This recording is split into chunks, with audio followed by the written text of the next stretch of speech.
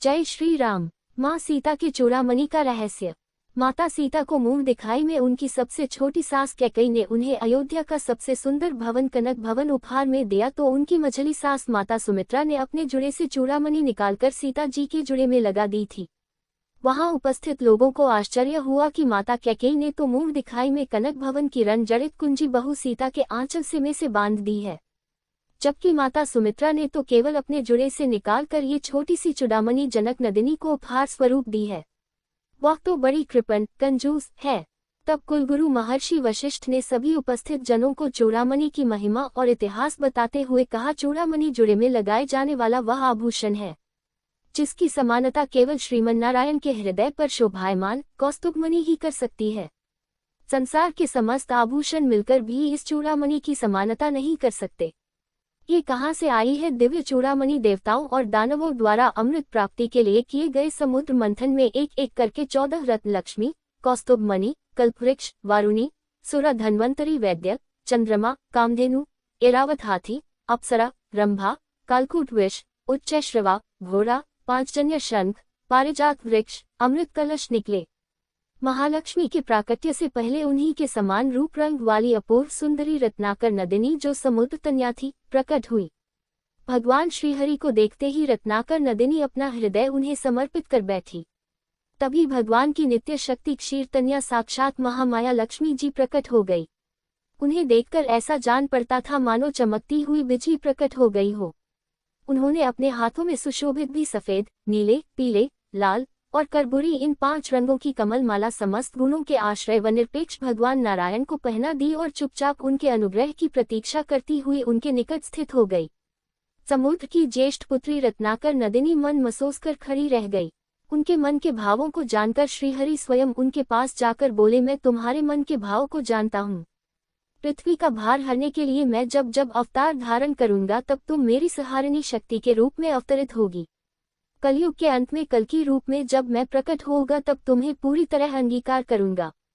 अभी सतयुग है। त्रेता और द्वापर युग में तुम त्रिकूट पर्वत शिखर पर वैष्णवी नाम से अपनी मनोकामना पूर्ति के लिए तप करो।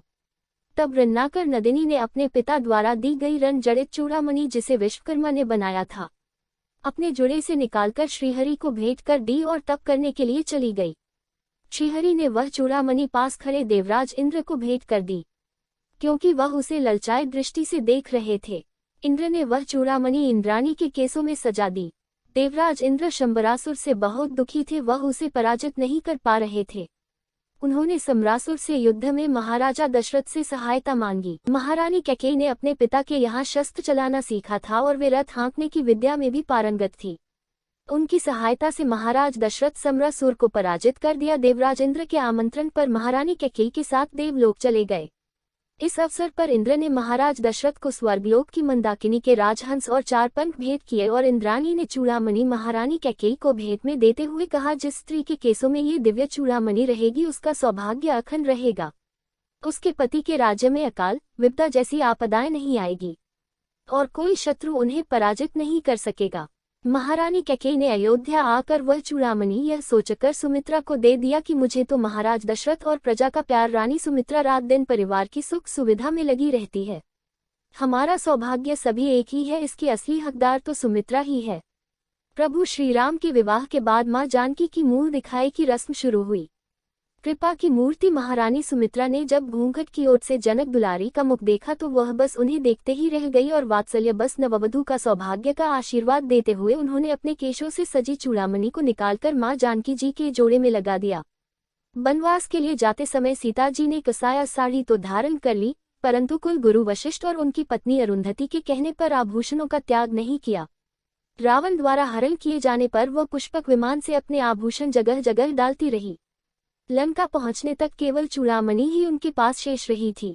चूड़ामणि की महिमा जानने के कारण ही उन्होंने उसे अपने शरीर से अलग नहीं किया था। सीता जी की खोज में जब हनुमान जी अशोक वाटिका में जाकर श्री राम की मुद्रिका मां जानकी को देते हैं और कहते हैं, मातु मोहि दीजे कछु चिन्हा, जैसे रघुनायक मोहि दिन्हा। चूड़ामणि उतारी तब गयो हर्ष समेत पवन सुत लय हूँ। तब वही चूड़ामणि सीता जी ने प्रभु श्री राम को अपनी पहचान बताने के लिए हनुमान को दे दी थी। वह जानती थी कि जब तक ये चूड़ामणि प्रभु श्री राम के पास नहीं पहुंचेगी तब तक लंका का विनाश और रावण की पराजय संभव हनुमान को दे दी थी। वह जानती थी कि जब तक ये चूड़ामणि प्रभु श्री राम के पास नहीं पहुंचेगी तब तक लंका का विनाश और रावण की पराजय संभव नहीं होगी। धन्यवाद दोस्तों। जय श्री राम।